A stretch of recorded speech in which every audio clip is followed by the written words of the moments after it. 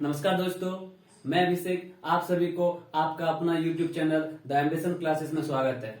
कैसे हैं दोस्त? आशा करता हूँ ठीक ही होंगे। तो चलिए दोस्त, आज हम लोग डिस्कस करते हैं टिश्यू के बारे में। ओके, टिश्यू जिसे हम लोग हिंदी में उत्तक कहते हैं। तो सबसे पहले दोस्त हम लोग इसका डेफिनेशन जानेंगे कि टिश्यू हम लोग बोलते किसे हैं। तो टिश्यू का नॉर्मल डेफिनेशन हम बोल सकते हैं a group of cell having same structure, function and origin, यानी कि कोशिकाओं का ऐसा समूह जिसकी उत्पत्ति, संरचना व कार्य समान हो, उसे क्या बोलते हैं हम लोग? टिश्यू बोलते हैं या उत्तक बोलते हैं। ठीक है ना। अब टिश्यू का जो स्टडी होता है इसे हम लोग बोलते हैं हिस्टोलॉजी। हिस्टोलॉजी, और ये हिस्टोलॉजी जो है वर्ड सबसे पहले दिया गया था मेयर के द्वारा। किसके द्वारा दोस्त? मेयर के द्वारा, यानी मेयर ने ही सबसे पहले हिस्टोलॉजी वर्ड का यूज किया था। और एक फैक्ट मैं बता दूं इसके रिगार्डिंग कि फादर ऑफ हिस्टोलॉजी बोला जाता है मालपीगी को। ठीक है ना, मालपीगी को बोलते हैं हम लोग फादर ऑफ हिस्टोलॉजी। तो चलिए अब हम लोग यहां से टिश्यू के बारे में जानेंगे। तो जनरली टिश्यू दो प्रकार का होता है, एक आपका प्लांट टिश्यू और दूसरा होता है आपका एनिमल टिश्यू। ठीक है ना। तो दोस्तों आज हम लोग डिस्कस करने वाले हैं प्लांट टिश्यू के बारे में। ओके, तो प्लांट टिश्यू जो है, तो प्लांट टिश्यू आपका दो प्रकार का होता है। Plant tissue are of two types, one is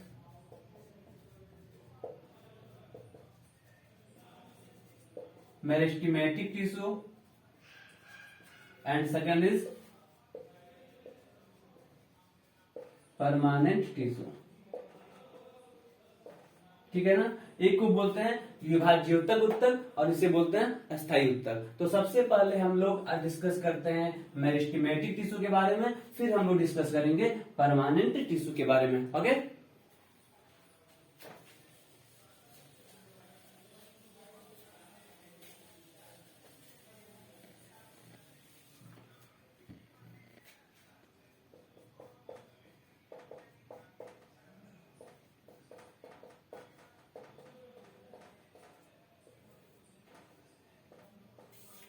देखिएगा दोस्तों, मेरिस्टेमेटिक टिश्यू, यहाँ पे एक वर्ड है आपका मेरिस्टेम। क्या वर्ड है भाई?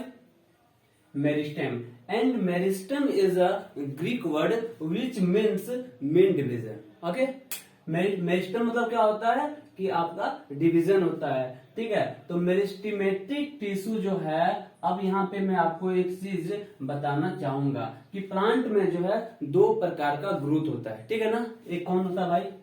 तो एक को हम लोग बोलते हैं प्राइमरी ग्रोथ, ठीक है ना, और सेकेंड को बोलते हैं सेकेंडरी ग्रोथ।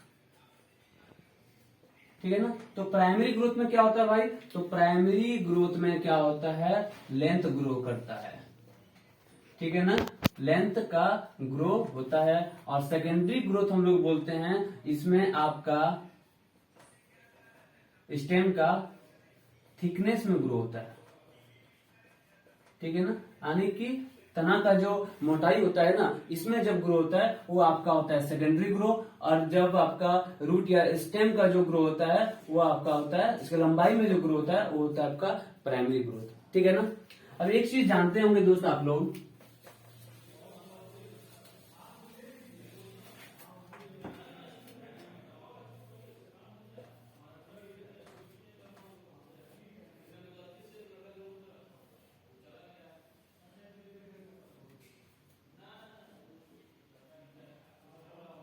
ठीक है ना, इस पार्ट को हम लोग बोलते हैं रूट सिस्टम।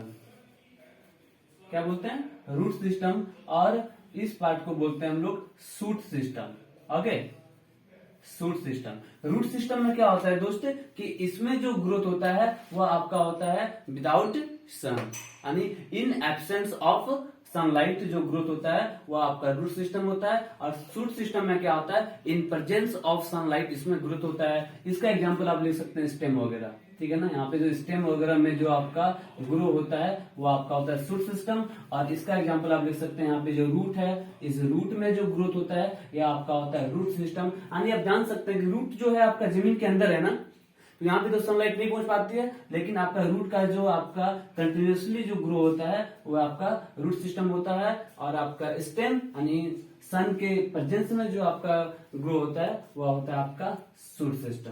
ओके, अब हम लोग यहाँ पे देखते हैं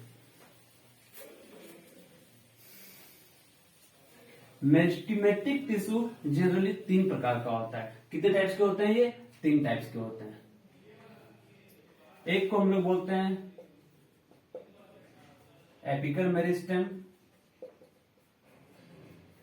एक होता है मेरा लेटरल मेरिस्टेम,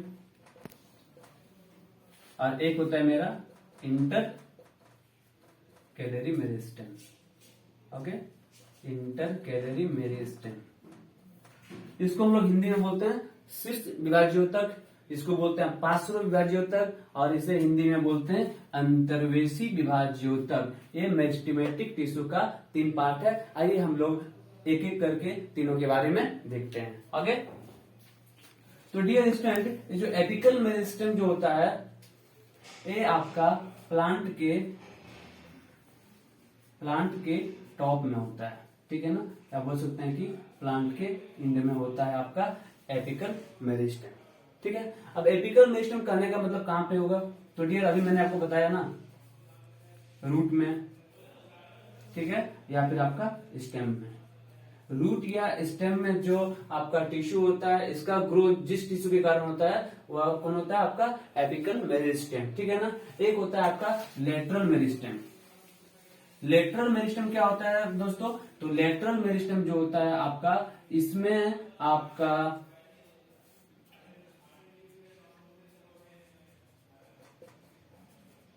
स्टेम के थिकनेस में ग्रो करता है, ठीक है ना। और ये जो होता है लेटरल मेरिस्टेम, ये आपका बोल सकते हैं सेकेंडरी ग्रोथ के लिए रिस्पॉन्सिबल होता है। किसके लिए? सेकेंडरी ग्रोथ के लिए रिस्पॉन्सिबल होता है आपका लेटरल मेरिस्टेम। और मैंने जो भी बताया आपको एपिकल मेरिस्टेम, ये आपका प्राइमरी ग्रोथ के लिए रिस्पॉन्सिबल होता है, यानी इसमें लंबाई में वृद्धि होगी और इसमें आपका स्टेम का थिकनेस में वृद्धि होती है, ठीक है ना। एक आपका लास्ट है इंटर कैलरी मेरिस्टेम, ठीक है ना। तो इंटर कैलरी मेरिस्टेम क्या होता है डियर स्टूडेंट? आप देखते होंगे कुछ प्लांट्स में इस प्रकार के नोड्स पाए जाते हैं। क्या पाए जाते हैं? नोड्स। इसे क्या बोलते हैं हम लोग? मैं यहाँ पे आपको ये कर देता हूं, इसे हम लोग बोलते हैं नोड्स, ठीक है ना। और इस नोड्स में जो आपका स्टेम का इंक्रीज होना ये आपका इंटरकैलरी मेरिस्टेम पे डिपेंड करता है, ठीक है ना। जैसे एग्जांपल आप ले सकते हैं, गन्ना का प्लांट लीजिए या फिर मक्का। तो गन्ना का प्लांट या मक्का का प्लांट में आप देखते होंगे छोटे छोटे नोड्स होते हैं, और इस नोड्स से फिर क्या होता है? स्टेम का ग्रो होता है, ठीक है ना। ये आपका इंटरकैलरी मेरिस्टेम के थ्रू होता है। ओके, अब हम लोग देखते हैं इसके सेकेंड पार्ट यानी कि परमानेंट टिश्यू के बारे में।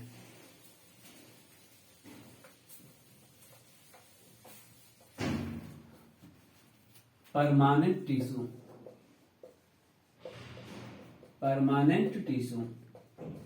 ठीक है, जिसे हम लोग हिंदी में बोलते हैं अस्थायी उत्तक। तो डियर स्टूडेंट, परमानेंट टिश्यू आपका 2 प्रकार का होता है। एक को हम लोग बोलते हैं सिंपल टिश्यू, और एक को बोलते हैं हम लोग कॉम्प्लेक्स टिश्यू।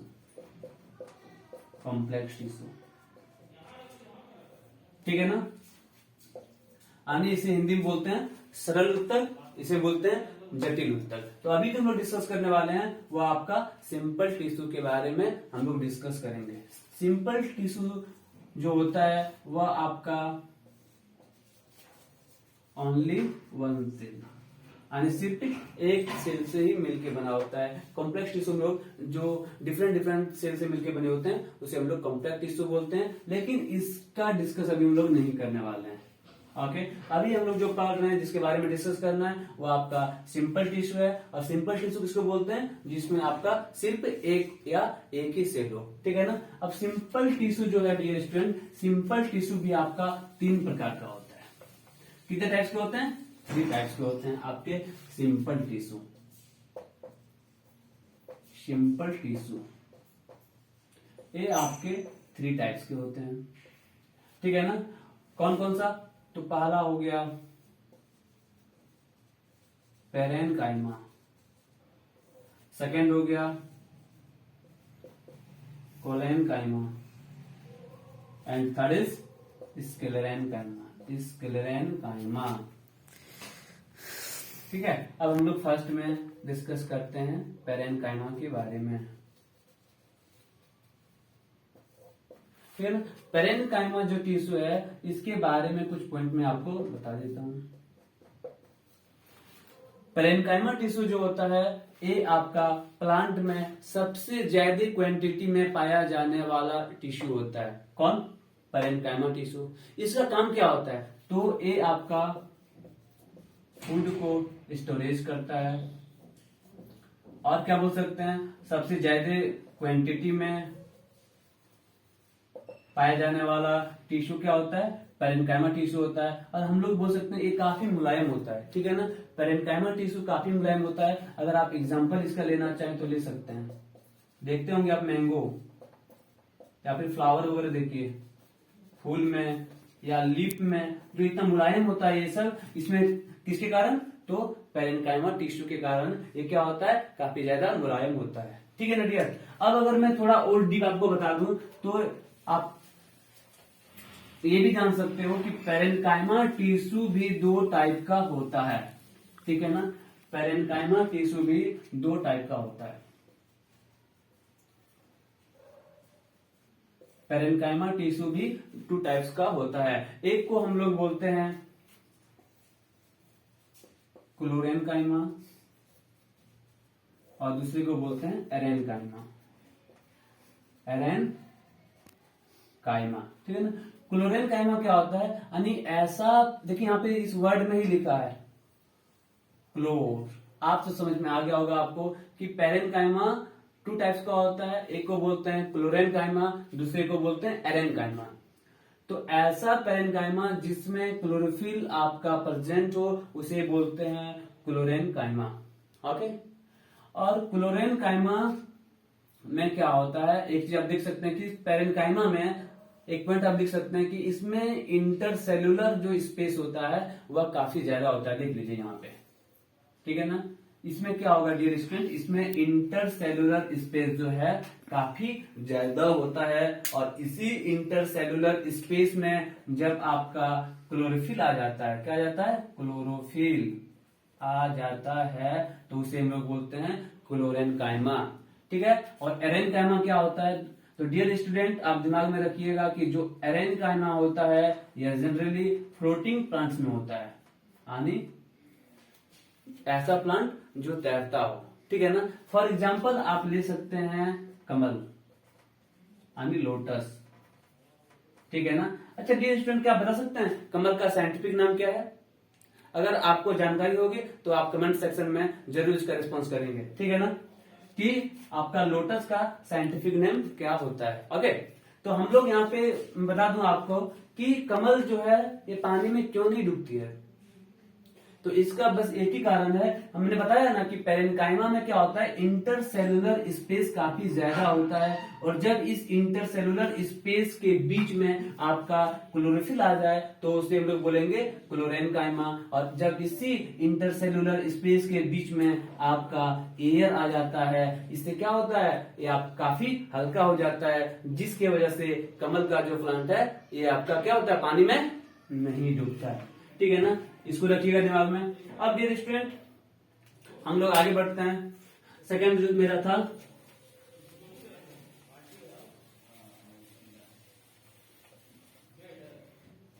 ये है कोलेनकाइमा। कोलेनकाइमा ठीक है ना। और एक आप दिमाग में रख सकते हैं कि पैरेन्काइमा जो है ये भी आपका लिविंग सेल्स से बना होता है, ठीक है ना। अब कोलेनकाइमा के बीच इसका भी एक दो फैक्ट्स आप दिमाग में रख सकते हैं। कोलेनकाइमा जो होता है यह आपका सबसे पहले जो इंपॉर्टेंट है फ्लेक्सिबिलिटी, क्या करता है, प्लांट को फ्लेक्सिबिलिटी ये प्रदान करता है, ठीक है ना, लचीलापन।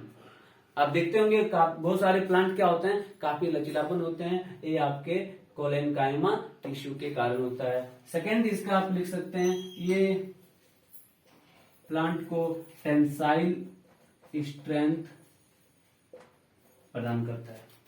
टेंसाइल स्ट्रेंथ प्रदान करता है, इसका मतलब क्या कि आपका हवा, तूफान इत्यादि से क्या करता है, प्लांट का प्रोटेक्ट करता है, ठीक है ना। कोलेनकाइमा जो आपका टिश्यू है ये भी आपका लिविंग सेल से मिलकर बना होता है। इसमें जो इंपॉर्टेंट है आपको ये पॉइंट याद रखना है, this is very very important, flexibility. बहुत सारे एग्जाम में आप देखते होंगे, चाहे वो आपका सीजीएल का एग्जाम हो, एसएससी एमटीएस का हो या फिर रेलवे का हो, बहुत सारे जगह पे आपको एक क्वेश्चन देखने को मिलेगा कि प्लांट में जो फ्लेक्सिबिलिटी होता है वो किस टिश्यू के कारण होता है। वहां पे आपको 3 ऑप्शन या 4 ऑप्शन दिए रहेंगे, पैरेन्काइमा, कोलेनकाइमा, स्क्लेरेन्काइमा या नन ऑफ दिस। तो आपको टिक करना है किस पे, कोलेनकाइमा पे, ठीक है। अब हम लोग डिस्कस करते हैं स्क्लेरेन्काइमा के बारे में।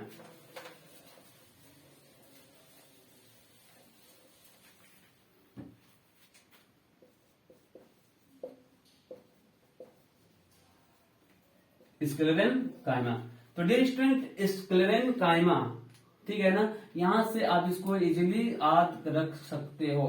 वर्ड क्या है, स्क्लेरन है। स्क्लेरन वर्ड का मतलब होता है हार्ड, क्या होता है, हार्ड, कंप्लीट, मेरा काम हो गया कंप्लीट। क्यों, क्योंकि स्क्लेरेन्काइमा मतलब स्क्लेर मतलब होता है हार्ड। अब हम समझ गए क्या काम करता है, कि बहुत सारे प्लांट जो हैं देखते होंगे आप, उसमें वो काफी ज्यादा हार्ड होता है, ठीक है ना।